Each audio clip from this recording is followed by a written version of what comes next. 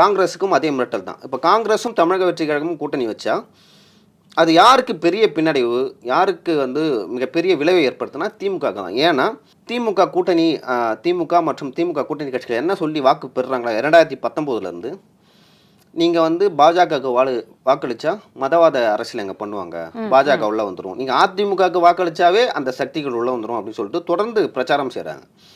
அது அவர்களுக்கு வந்து கை கொடுத்துருக்கு. 2019 வந்து மிகப்பெரிய வெற்றி, யாருமே எதிர்பார்க்காத வெற்றி. 2021 மிகப்பெரிய வெற்றியை எதிர்பார்த்தார்கள், ஆனால் பெற முடியல. ஏன்னா இங்கே இருக்கிற மக்களோட மைண்ட் செட் எப்படின்னா, நாடாளுமன்ற தேர்தல் வேறு, சட்டமன்ற தேர்தல் வேறு. இப்போ 2024 தேர்தல் வாங்க, மிகப்பெரிய வெற்றி திமுக பெற்றதுன்னா இல்லை. ஏன் பெறலன்னா அந்த anti Modi wave, anti BJP wave கொஞ்சம் கொஞ்சமாக தமிழ்நாட்டில் வந்து குறைஞ்சிட்டு வருது.